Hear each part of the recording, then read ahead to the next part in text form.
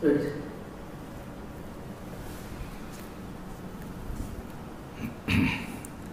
ॐ गणानां त्वा गणपतिं हवामहे कविं कवीनामुपमश्रवस्तमं ज्येष्ठराजं ब्रह्मणां ब्रह्मणस्पतानः शृण्वन्नोतिभिः सीदसादनं श्रीमहागणाधिपतये नमः।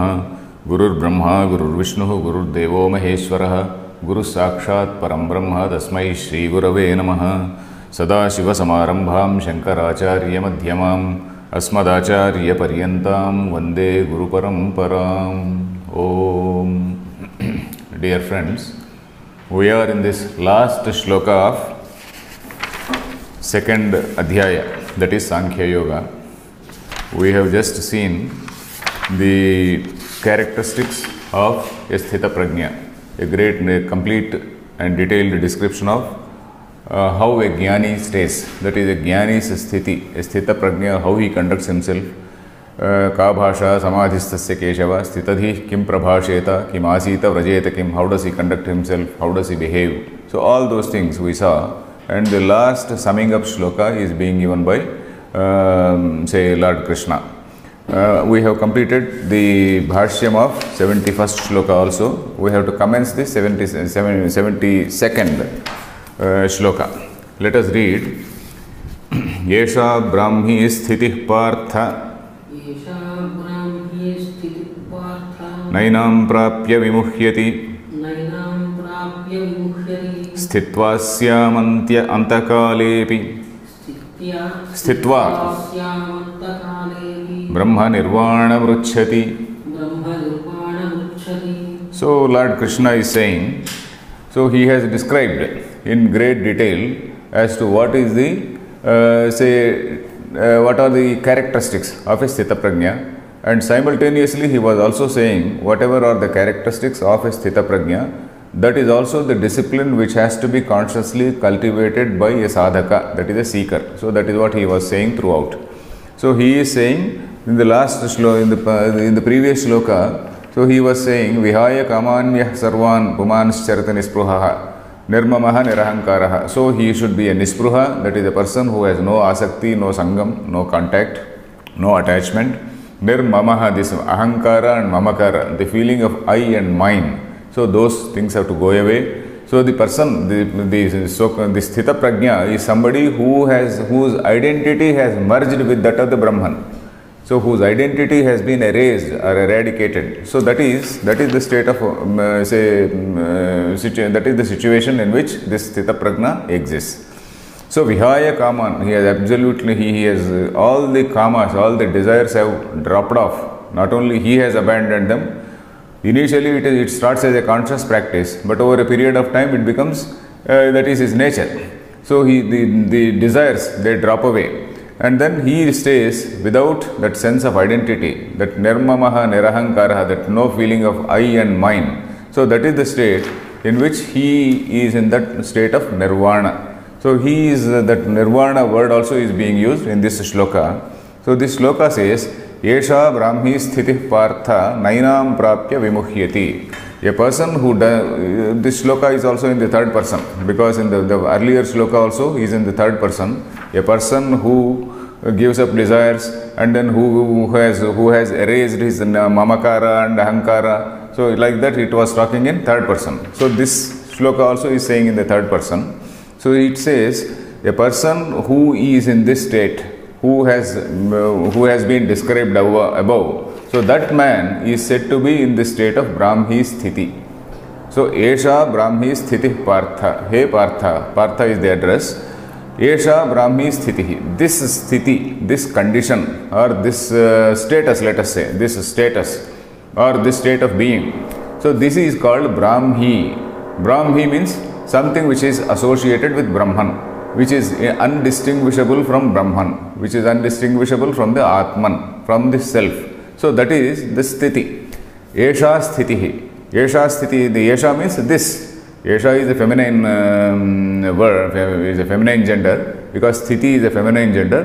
The Esha thing is used. Esha Brahmi sthitihi. This situation or this status is called, this is something which is associated with Brahman, which is indistinguishable from Brahman. He Partha, na enam prapya vimuhyati. Nainam is na plus enam. The prapya, that means having obtained, having attained. Prapya means having attained. What? Na enam. Enam means this one. Having attained this one. Na vimuhyati. Na vimuhyati means that man does not undergo any moha. Moha is what? Moha is delusion. Moha is having that feeling of difference. Moha is seeing diversity. Moha is getting attracted to things. Moha, the dhatu, moha means getting attracted to things. Moha is basically, so and so is in moha. Moha means he is in a state of, he is seriously attracted by something, severely or strongly attracted by something. Or he is in a state of delusion. So it also means that Bhaja Govindam, Bhaja Govindam, Bhaja Govindam, Mudha Mate. Mudha is moha. The same moha becomes mudha. That is, one who is having moha is called a mudha. So like that, na enam prapya vimuhyati means having attained this state of Brahmi, this state of Brahman, a person will not further get deluded. He will not get deluded. He will not have that feeling of difference, feeling of say diversity, or feeling of he will not deviate from that advaya bhava. He will not again get into that state of duality. So that is the meaning.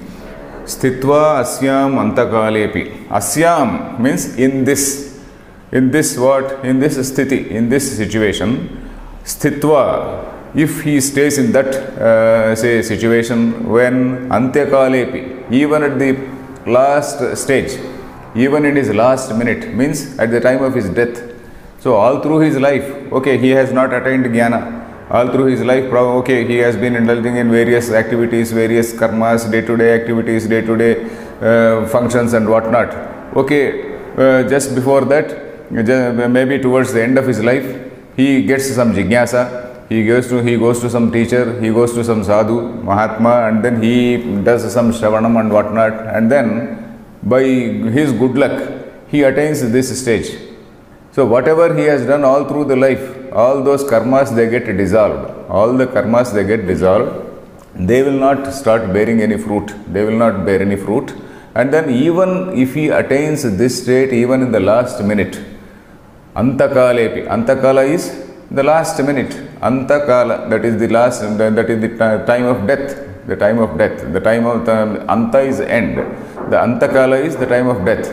So even if a man attains this situation even at the time of death, then he attains that Brahma Nirvanam. Brahma Nirvanam, yesterday also I explained.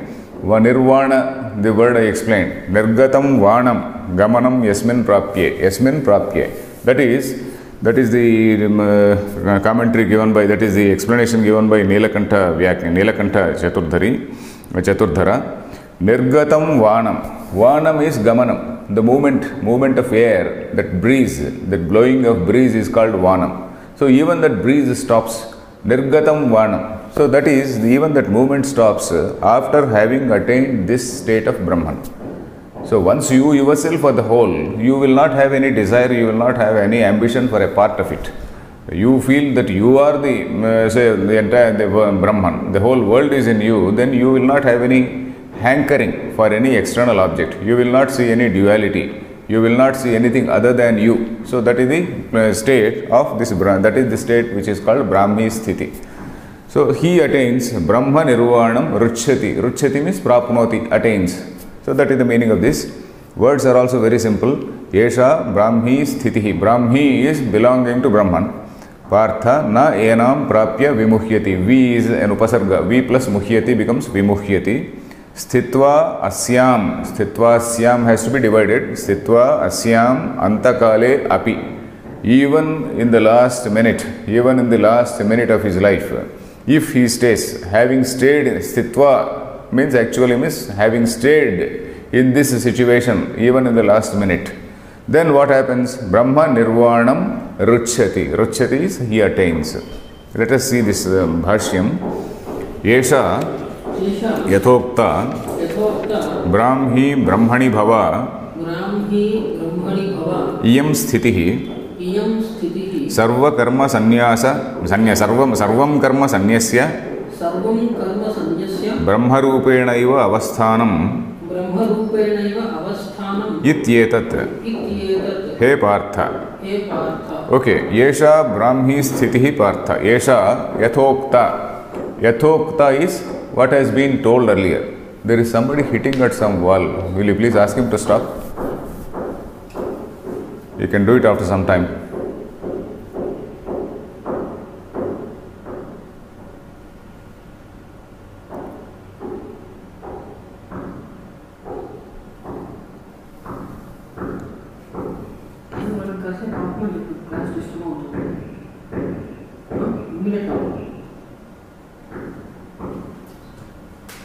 So Brahmi, Brahmani Bhava.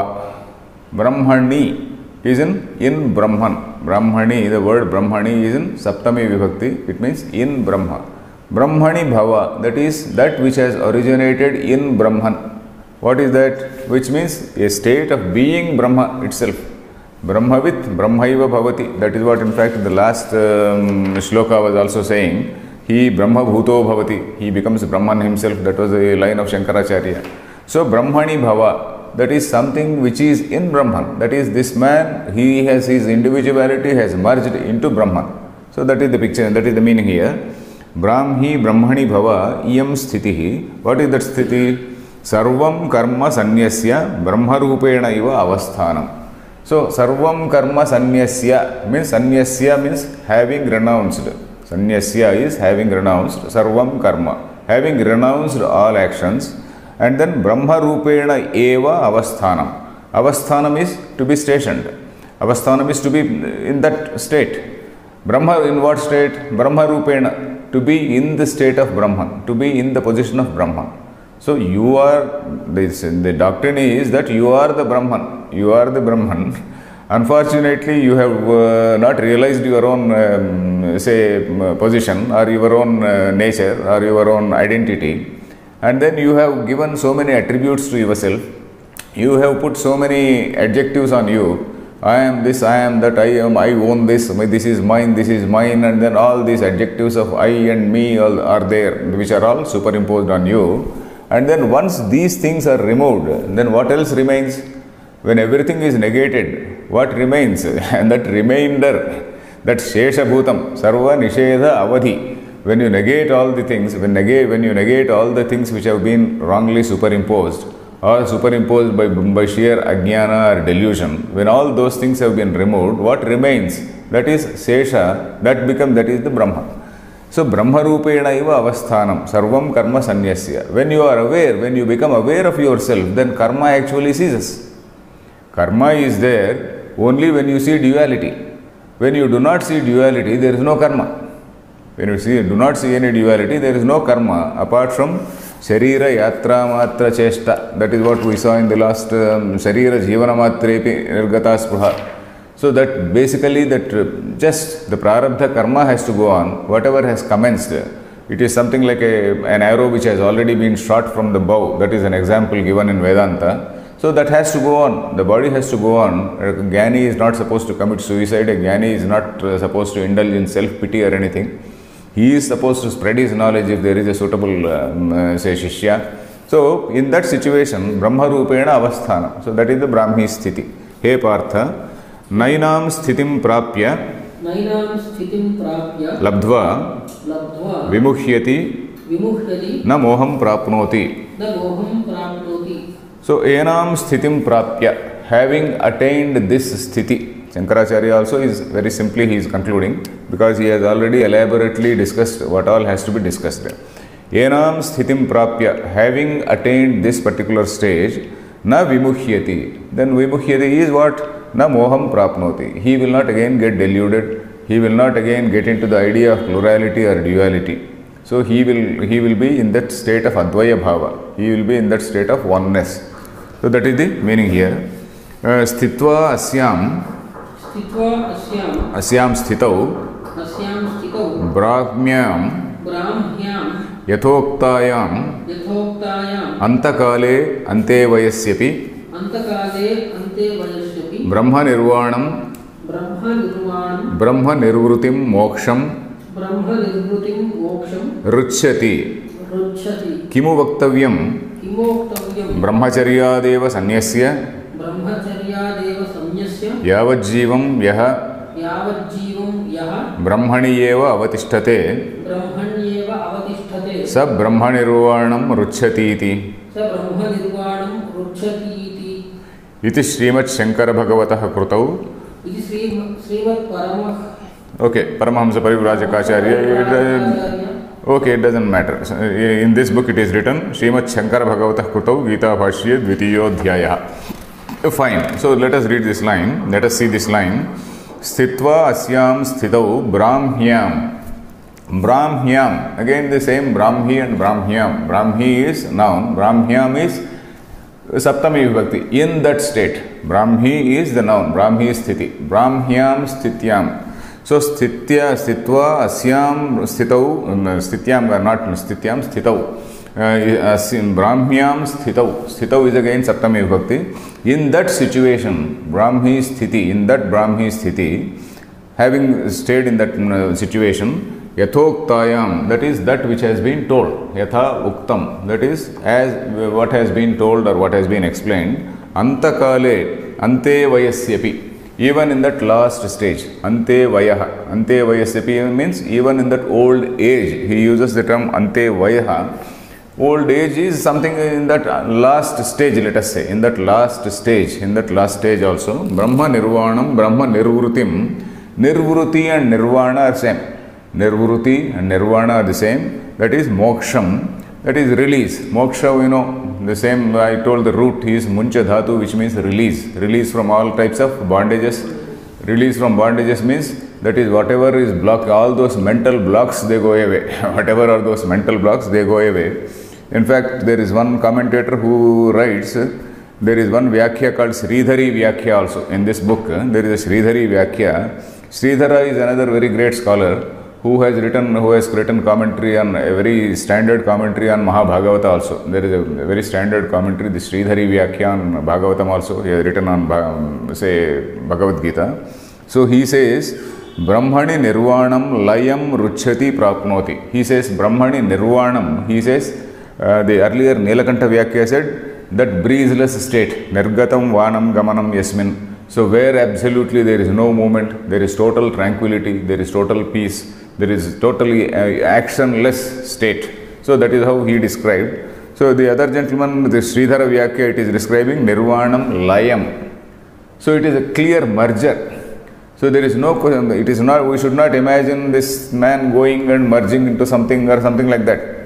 So this man merges in the sense that he realizes he is nothing other than that. So that is what is laya. In fact, yesterday also I was telling about this pralaya. Pralayate. What is pralaya? Removing all our, what is all there in our mind, removing all the burdens which are there in our mind, removing all the false notions about our own identity is called laya. Removing the notion that the body is the self, removing the notion that the prana is the self, removing the notion that the manas is the self. So these things, they one after the other, they go away, and what remains is that Shuddha Chaitanyam which is there. And he, a person who remains in that state, one who stays stable in a very stable manner in that state, he is said to be a person who is attaining this Brahma Nirvanam. And that is what is called Laya. This, he is using the word Laya. Brahmani Nirvanam Layam Ruchyati. He is said to be said to merge in the Brahman. Laya, I explained. Laya is something become Leena. We use the word in Telugu also. Somebody who is Leena, somebody who is in that state of, he is Leena in that music, he is Leena in something else, he is Leena in something else. So like that. So here, Brahma Nirvanam Ruchyati, Kimu Vaktavyam. So he says, what this shloka says is, even if he stays in the last stage, even if he attains that situation in the last stage, he will attain Brahma Nirvana. Then what to speak of somebody who has renounced the world right from the childhood and who is in that state? You see, you all through the life, you do all activity which has been given to you by your own ashrama dharma. You are a grihastha, you do all grihastha dharma. Then you do some other vanaprastha, and then you do some other vanaprastha dharma. At least in the end, if you attain that state of realization, you will attain Brahma Nirvana. Then What to talk of somebody who has renounced right from childhood? A right from childhood, if a man is there, he will surely attain. So that is the sense. What to talk of? Kimu vaktavyam means what to say of. Kimu vaktavyam, what to say. What to say of. Brahmacharya deva sanyasya, somebody who has renounced right from the state of brahmachari. In fact, all the Swamijis, all the monks whom we see, of at least some pitams, they are the people who have renounced right from the state of brahmacharya. There are this renunciation, that is sannyasa, is possible from any stage. It is possible from brahmacharya, it is possible from grihastha, it is possible after vanaprastha. After vanaprastha, naturally, it is supposed to be the final stage where every man is, supposed to go. But then most people, they do not go. We may stay in grihastha itself. We may not even go to that vanaprastha stage. And of course, from brahmacharya, you definitely come to grihastha. There is no doubt about it. So then, brahmacharya, we should not refer to the brahmacharya in the modern sense. Brahmachari, in the modern sense, is a bachelor, somebody who is an unmarried person, who we call brahmachari. But here, brahmacharya is something different. Brahmachari is one who is an upanita, somebody who undergoes that upanayanam. Garbhashtame prakruvita brahmanasya upanayanam. That is the shloka from some smriti. So, Garbhashtame means from the time of his entering the womb, the 8th year, completion of the 8th year. So, maybe the 7th year or something between the 7th and the 8th year. I cannot surely say, definitely say. So, at that time, a person is supposed to undergo that upanayanam. He is supposed to undergo that upanayana samskara. So, that upanayana samskara, once he attains, then he becomes eligible to study Veda. Till that time, this fellow, he only keeps around, moving around, playing and then listening to his parents. He knows what the parents are speaking, and then he also, by sheer virtue of staying with the elders and all that, he also sees what is the culture and what not. He knows the language. So, this is another question which actually comes to our mind. So, in olden days, when we hear that somebody has learnt all the Vedas by his 10th year or something like that, then we keep wondering how this is possible. For them, the very language was Sanskrit. If some boy was there in a Rishi ashrama, then all around, all the people are speaking Sanskrit only. And right from childhood, the fellow has been listening to this Sanskrit bhasha, and then he was also listening to all the sages reciting all these mantras and then doing all these things. So, he is exposed to that culture all through by that time. So, only formally that initiation, that Upanayana Samskara, that is basically to initiate. So, where that Gayatri mantra is formally told to the child. So, from that time, he can read, and then by that time, in fact, within 1 or 2 years, he can actually study all the Vedas. So, it is quite possible. It was possible in olden days. Of course, now it is not possible because we have to learn Sanskrit from Ramashabda. So, our Veda Pandits, unfortunately, where they are handicapped is that in olden days, the Veda Pandits, they naturally grew up in that environment. Now, of course, the Veda Pandit goes to a place, a Veda, Veda school, whatever we say. So, then there, he has to recite the Veda without knowing the language. So, that is the difference now. Now, the Veda Pandit goes to a Veda school, Veda Pathasala. And then he just recites, but then he is not exposed to that environment. He doesn't know the language, so he recites it by heart, or rather he recites it by rote and learns it by heart. But then he may or may not know the meaning unless he consciously tries to know. So that is the basic difference between the olden days and the present days. So here, when we refer to brahmacharya, we are not referring to a state of bachelorhood. We are not referring to a state of bachelorhood. We are referring to a brahmachari. That is brahmani charati iti brahmachari. One who is speculating on Brahman. So a person who does that Upanayanam, who undergoes that Upanayanam, for 8 years or so, he is supposed to study Veda. So during the Veda means not only the Karma Kanda but also the Upanishads. So during that process, he knows all these things. And then he is a person who is actually Brahmani Charati. He is speculating on Brahman, he is thinking about Brahman only. So a young, fresh mind which is exposed to the concept of Brahma. So he is a Brahmachari. After that, after graduation, that is called Snataka. After that graduation, in fact, Taittiriya Upanishad, this 11th Anuvaka is there. Vedamanujyacharyoante vasina manushasti. There is a very famous Anuvaka which usually is recited by all Veda Pandits whenever Veda is asked to be recited. So when that describes this Nataka, that describes the process of graduation and the instructions which are given by the teacher to the student at the time of graduation. So that Anuvaka tells about that. So anyway, so this Brahmacharya is not bachelorhood. What we have to very clearly remember is that this fellow has already undergone, he has studied the Veda, and then again he comes to say this married life. After studying all this, he comes to married life, because being a Grihastha is a dharma. Grihastha dharma, because Grihastha is the person who is the supporter for all other people. Because Brahmachari survives by Bhikshatanam, a sannyasi survives by Bhikshatanam. So it is the Grihastha who has to earn money by dharmic means. Dharmyadhi kama, which is kama, is also allowed so long as it is in consonance with the dharma. What has been sanctioned by dharma, the kama is very much allowed. It is not as though all kamas have to be discarded, and not like that. Kama, only a jnani, a person is who is in that jnana path, or who wants to be in that jnana path, he has to renounce these kamas, but not a grihastha. This grihasthashrama is something which is essential for the maintenance of society. That has been recognized. There is no doubt about it. So this grihastha, he is the main sustenance. He is the supporter for the brahmachari and also for the sannyasi. So here we are discussing the situation of a jnani. We are not discussing about the social stability and whatnot. Here we are only discussing the state of a jnani. Earlier, Lord Krishna has described Nishkama Karma. In the same second Adhyaya, he has described Nishkama Karma. Now this is the prakarana, this is the context of a jnani. So in the context of a jnani, so a person who has renounced right from the state of childhood, right from the state of this brahmacharya, what to talk of him? Where is the need to say, let us say, where is the need to say that he will not attain moksham? A person who, even at the time of death, he can attain moksham if he gets that realization.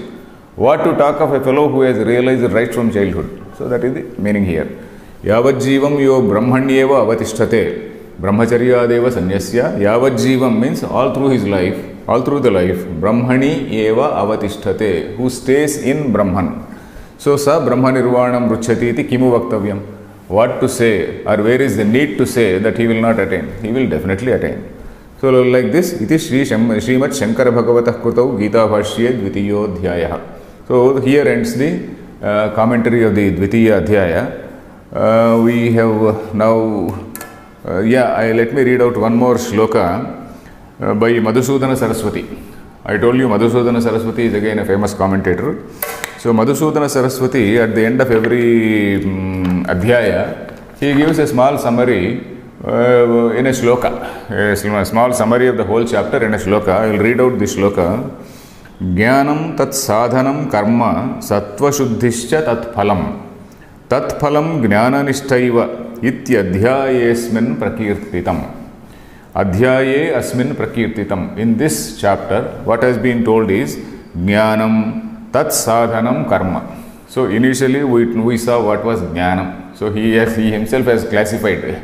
So first, the first portion is Jnanam. So he, in fact, I have brought a summary of it also.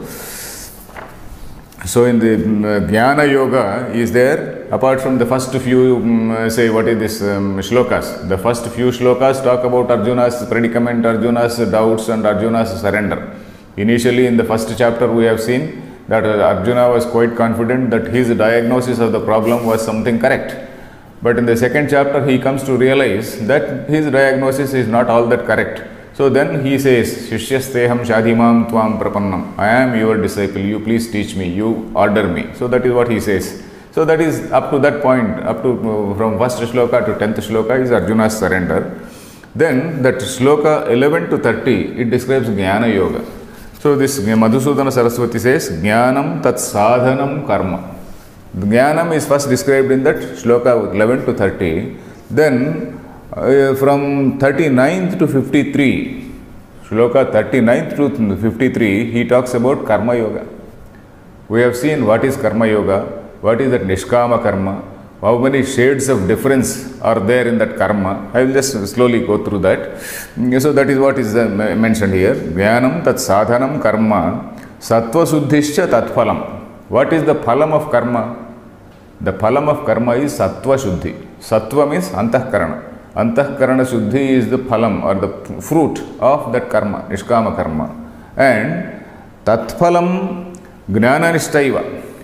And tatphalam means the phalam of that chitta shuddhi. Karma leads to chitta shuddhi, and the chitta shuddhi again leads to jnananishta. So that is the process. That is what is explained in the shloka.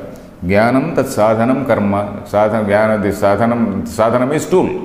Karma is the tool for first jnana is explained, then the tool karma is explained. The direct result of karma is chitta shuddhi. Direct result of karma is not jnanam. Karma, nishkama karma does not directly lead to jnanam. Nishkama karma leads you to chitta shuddhi. Then chitta shuddhi, from chitta shuddhi again you have to do this Shravana, Manana, Nididhyasana and all that. It makes the mind eligible, and then it makes the mind capable of receiving the instruction.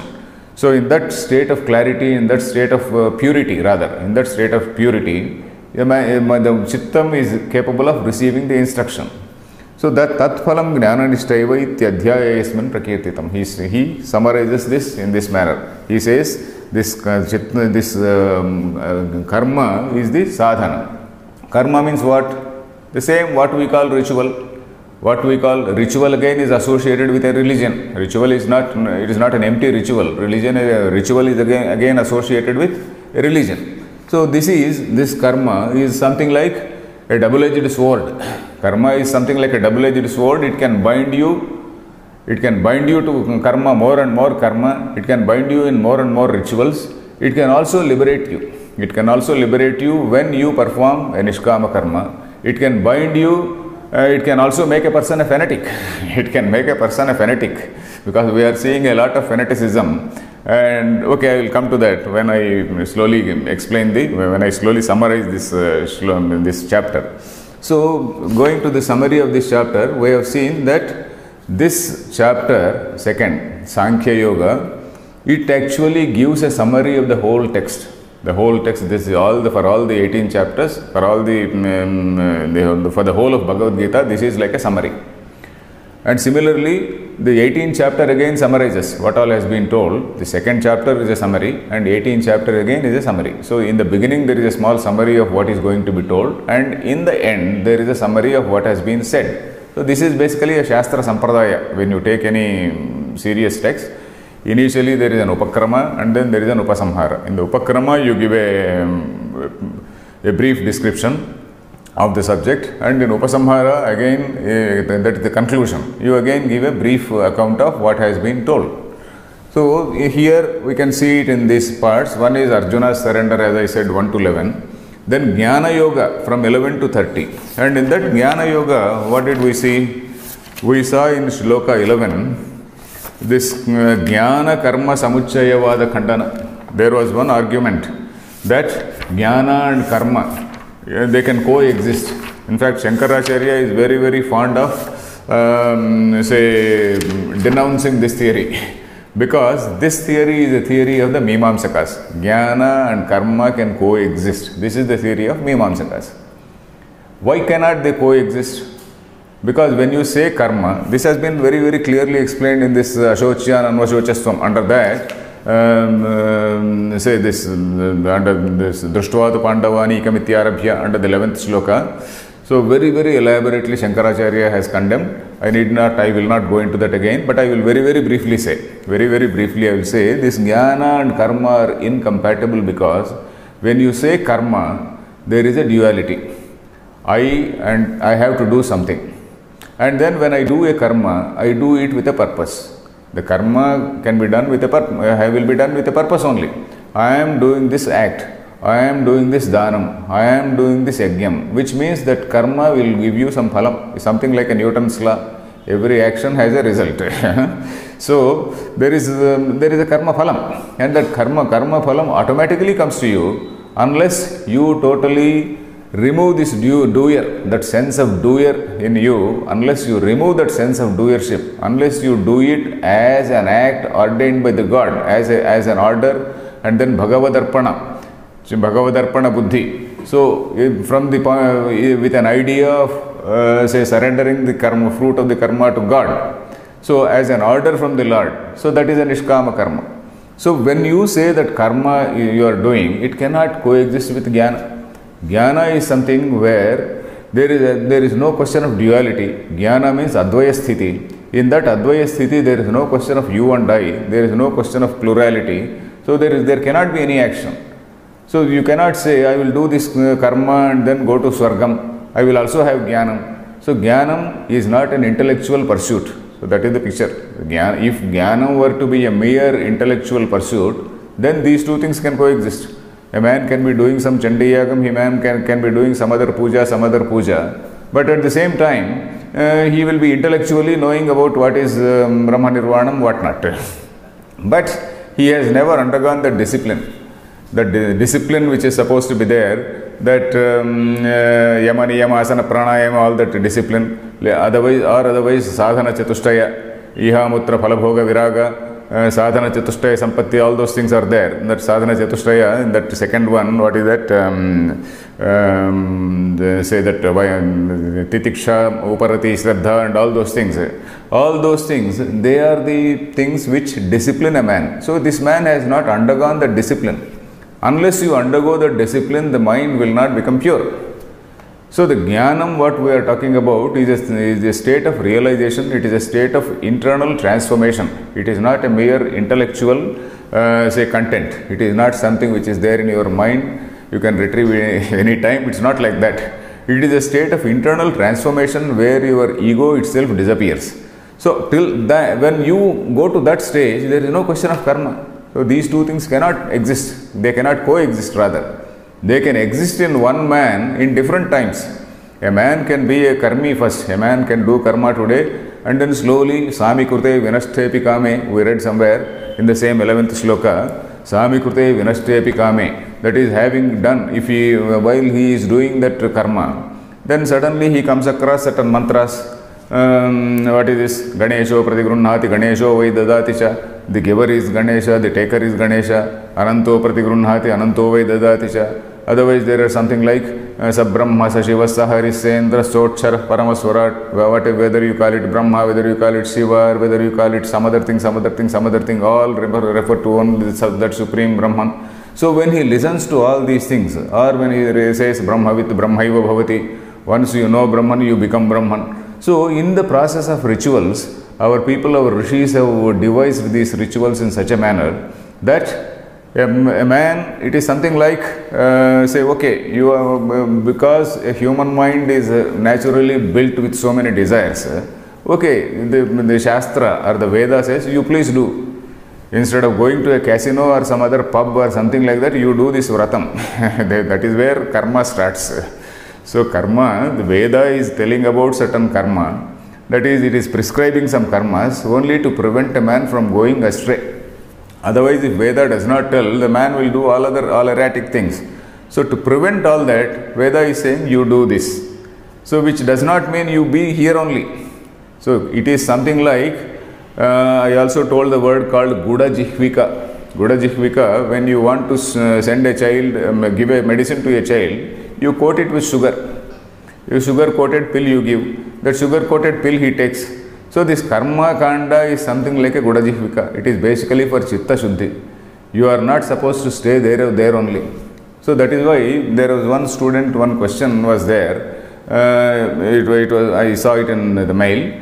That is, you are saying so much about the futility of all these rituals, pujas and all that. Should we stop doing this puja, etc.? It is not so. It is not correct. We should not stop puja. I have only been explaining the commentary of Shankaracharya very truthfully. Very truthfully, whatever Shankaracharya has said, I have been explaining. Otherwise, it is not my intention to say that we have to stop pujas and all that. In fact, I myself do pujas. I myself, in fact, what is meant for a Gruhastha, I am in Gruhasthashrama. As a person in Gruhasthashrama, I am supposed to do this Nitya Karma. If I don't do Nitya Karma, it is a fault on my part. I am setting a bad example to others. So, it is a fault on my part And then so I have to jolly well do Nitya Karma, that is Sandhya Vandana and Devatarchana.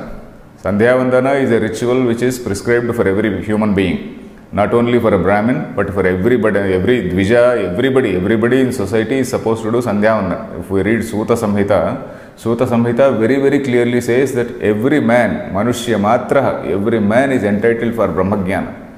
And every human being is supposed to do this Sandhya Vandana. Then this Sandhya, after Sandhya Vandana, there is what is called Devatarchana. Sandhya Vandana is a sort of upasana where you are in the, when you do that Gayatri upasana, where that still that feeling of duality is there, but this Gayatri upasana also has several shlokas in it, built in. There are so many built-in shlokas which elevate you to a higher level, which take you to a higher level, which say that, say Brahmavid Brahmaiva San Brahmapyeti. That line is there. You are yourself a Brahman and you are trying to attain Brahman. So, such mantras are built in. Then again, even in this puja, what is this puja, Devatarchana?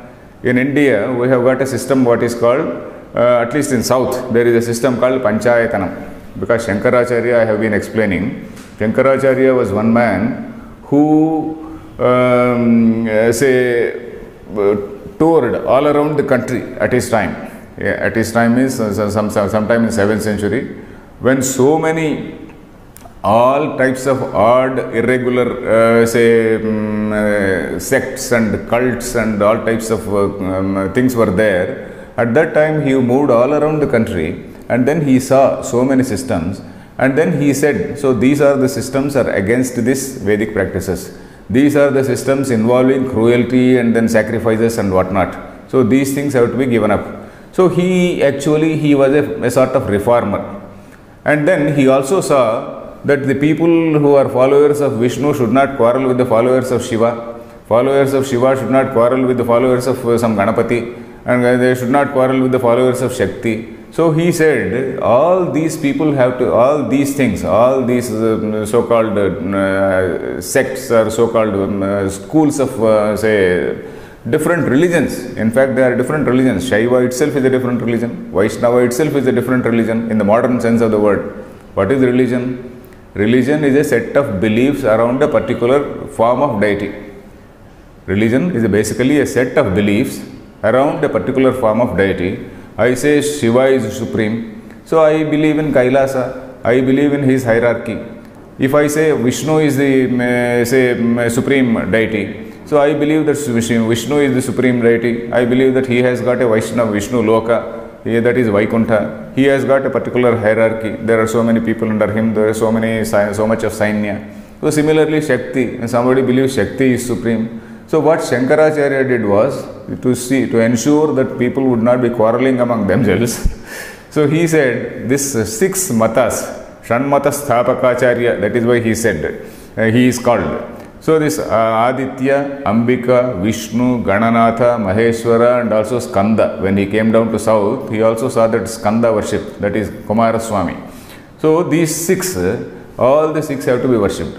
In some parts 5 are worshipped, it is called Panchayatana. In some parts 6 are worshipped. So it was Shankaracharya who initially established all these things. So like that, our people try to harmonize and see that all these differences between various sects would, at least they can be controlled in a very peaceful manner.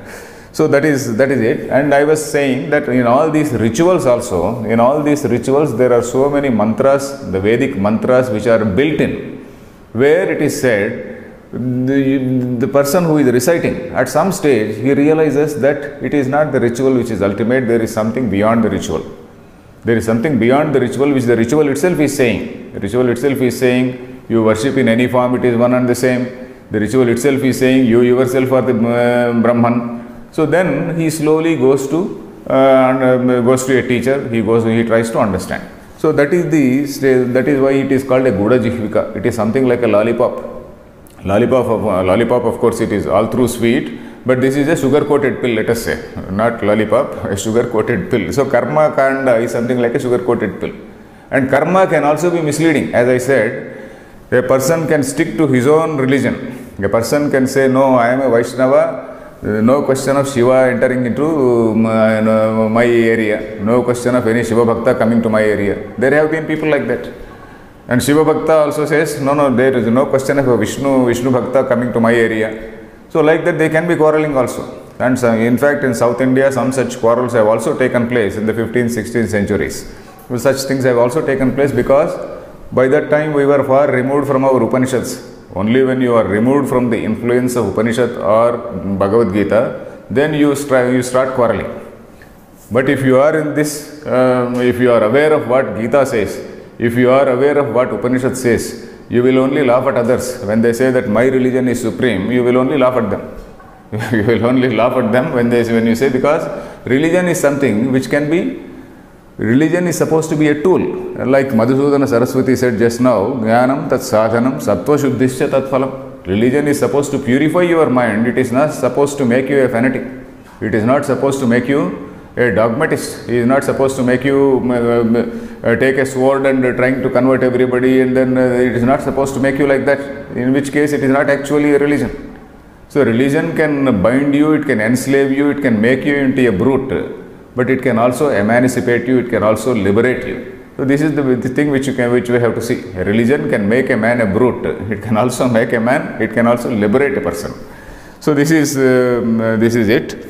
Then in the beginning of that, I was saying this Jnana Karma Samuchaya Khandana is there. Jnana and Karma cannot coexist, that is number one. Then subsequently, Shloka 16.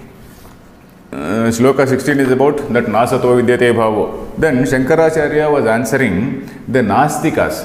In fact, Shankaracharya is actually fighting against two people in this. That is, one is Mimamsaka, who wants to stick to all these rituals, who want to perpetuate the rituals, who want to be in that state of ritual alone, who doesn't want to come out of that. So Shankaracharya says you can't be in that state only. You use it as a medicine, but then you come out of it. That is what he tells Mimamsaka. Then for the Nastikas, the Buddhists, they were actually atheists. So at that time, when the atheism was also spreading, a Buddha can be an atheist. A Buddha, a highly enlightened man, can be an atheist, but not the whole society. So that is why, not only that, the basic argument is, when you say that there is nothing existing, then who is the person who is recognizing that non-existence? When you say that there is nothing, who is the person who is saying, who is recognizing? For non-existence also there is a need for an adhara, for a substratum. That base has to be there, and that base is called Atma. So that is how Shankaracharya said, when you say non-existence, that non-existence also should have some substratum, should have an adhara. It has to rest on. When I say this pen is not there, where? There is some substratum which you are visualizing. So that substratum, that adhara is what is called Brahman. So that is how Shankaracharya, he was saying about what is Sat and what is Asat. Sat is something which exists, say Trikala Abadhitam, which exists in past, present and future. So there was a great discussion about what is Sat and what is Asat. So this discussion of Sat and Asat was meant to counter the Buddhists of that time. This discussion of Jnana Karma Samuchaya, it was meant to counter the Mimamsakas. So he was also speaking to the contemporary adversaries, let us say, which is relevant even today. It is relevant even today, because even today there are atheists. Even today there are people who stick to religion in the sense who stick to rituals. Even today there are religious fanatics. In fact, there are more religious fanatics today than maybe earlier. So like that, even today the Shankaracharya's arguments are very relevant. Then from Shloka 31 to 38, that is Swadharmam apichaveksha navikampitum arhasi, page 90 in my book. Yeah, Swadharmam apichaveksha navikampitum arhasi. He is telling about the duty of a Kshatriya. So having told about what is the absolute reality, having told about the Atma, which is Nityaha, Sarvagataha, Sthanuhu, Achalaha, Yam Sanatanaha, Vyaktoyam, Achintyoyam, all those things, they are characteristics of Brahman. The Brahman has been described. Then having described that Brahman, So he still found that Arjuna was not totally convinced. Then he said, okay, coming down to your own level, coming down to your own position as a Grihastha, as a king, as a Kshatriya, what is your duty? As a Kshatriya, your duty is to enforce order in society. It is your dharma. And at least from the point of view of your own duty in society as ordained by dharma, you see your dharma, and then from your own point of view, how your own say colleagues, they will laugh at you, how your own say compatriots, and they will also look at you, and then they will say, "Arey, we were thinking this Arjuna was a great fellow. Now we find this chap is a cowardly person." So your own compatriots, your own companions, they will think of you like that. So from that point of view, so he said. Then again, Esha te bhihita sankhye. Then in this 39th shloka, there is again a departure. There is not 39th shloka. 39th shloka, there is again a departure. That is, Esha te abhihita sankhye buddhihi. So far I have told you about this sankhya. I have told you about this jnana. Now I will tell you this yoga. So then, what is this yoga? Now he comes to the concept of this nishkama karma. Nishkama karma does not mean totally not bothering for the fruit of karma.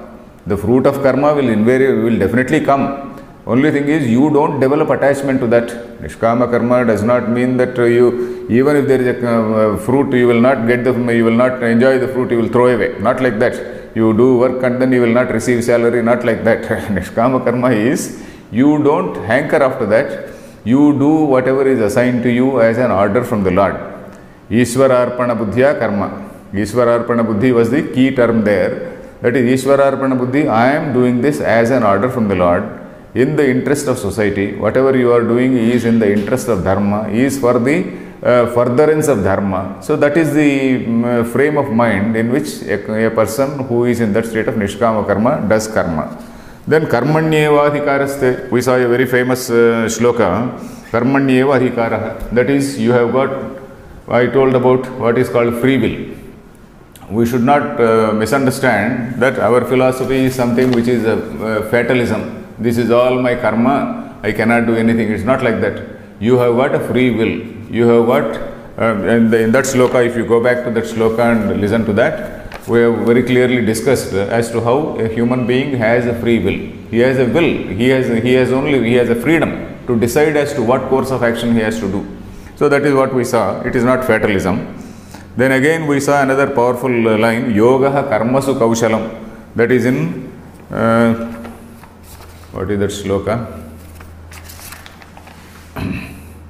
Yes, Tasmad Yogaya Yujyasva Yoga Karmasu Kaushalam, Shloka 50. In that 50th Shloka, we saw that yoga is say skill in action. What is that skill? Karma is something whose nature is, which has the nature of binding a person. Karma binds a person. But a Nishkama Karmi, a person who is practicing that Nishkama Karma, his attitude is such that the karma liberates him. Karma actually binds any man, but in the case of a Nishkama Karmi, it liberates him. So that is his skill. You follow? Karma, which is otherwise of binding nature, in the case of this gentleman, it acts in a contrary manner and it helps in his liberation. It helps in its Chitta Shuddhi, because Nishkama Karma gives him Chitta Shuddhi. So that is what we saw in that. There is the line also, we need not read it again. So this karma, to get rid of karma, I told the story from Bhagavatam. I told the story which is given by Akhandanandaji Maharaj, where he gives the example of a child who is using soap, a detergent. And then after cleaning all the dirt and whatnot, then he says, no, I want this soap on me. Not like that. Even that soap has to be washed away. So this karma is something like a detergent. So this karma is, say, having done some karma, in order to eliminate karma, you have to get rid of this karma also. So this karma acts as a sort of detergent in order to get rid of karma. So that is what it is mentioned in Mahabhagavatam also. I gave that line from Mahabhagavatam also. So religion is a sort of upaya. Upaya means a sadhanam. Religion is an upaya. Religion is not the ultimate. Religion is a sadhanam. Religion is the first step for purification. And after purification of mind, you have to go to the next level of speculation, next level of reasoning. Religion is not reasoning. Religion is belief. Any sect of any religion is a belief. So religion, but still it gives you some purity. It gives you some discipline. It gives you some purity of mind.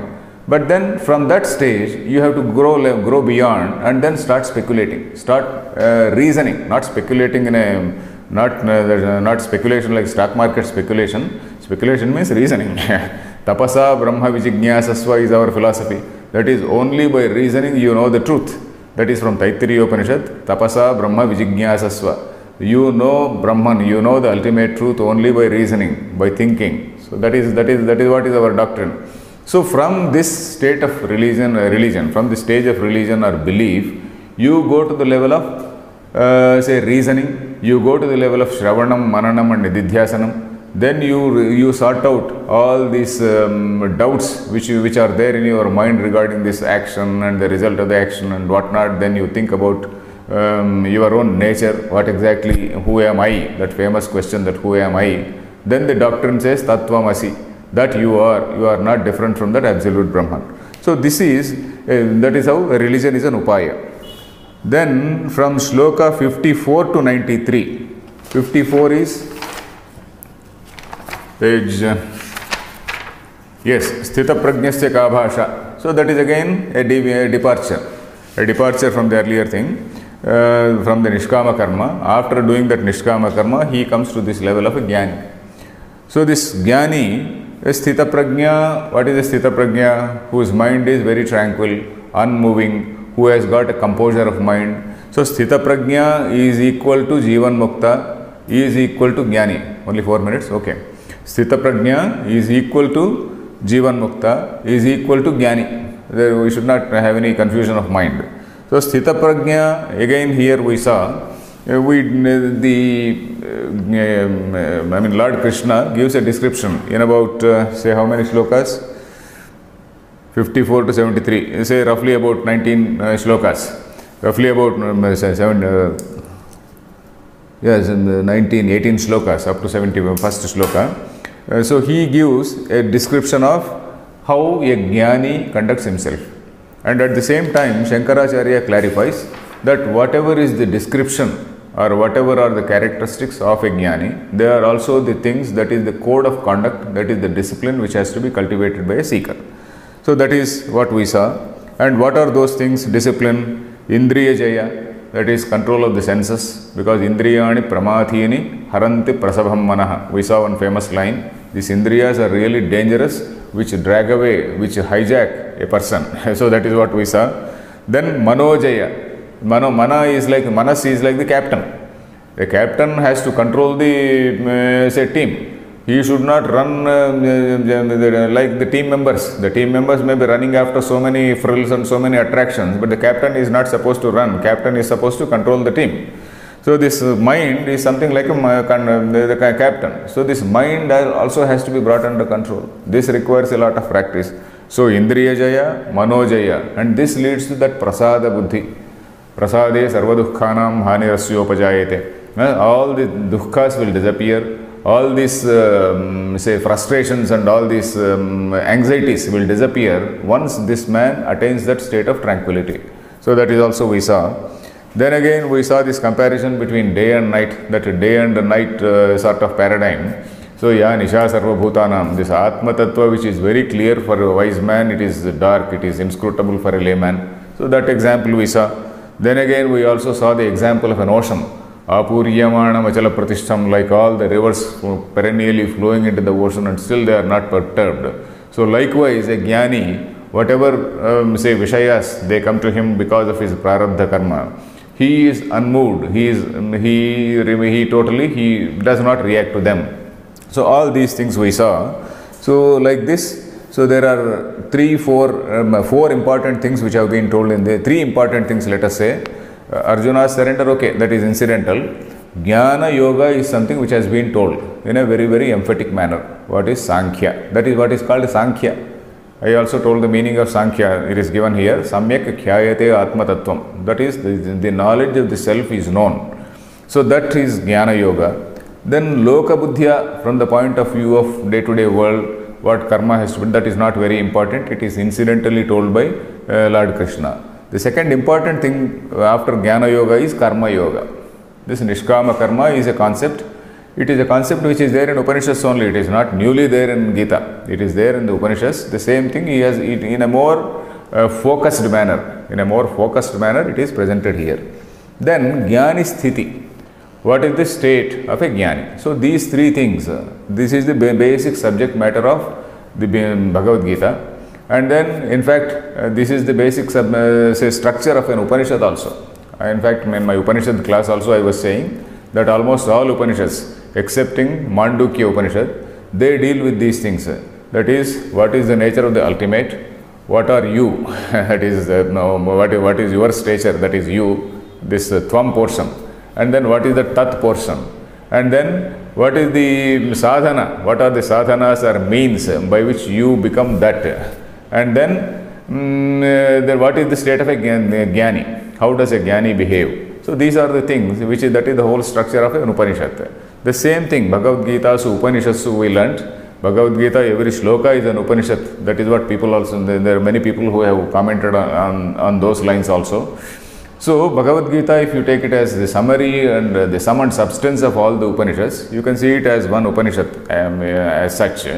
And then in that it has dealt with all these three subjects, and then all these three subjects have been effectively summarized by Lord Krishna in this second chapter.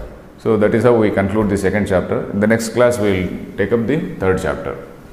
Om Purnamadah Purnamidam Purnat Purnamudachyate Purnasya Purnamadaya Purnameva Avashishyate. Om Shanti Shanti Shanti.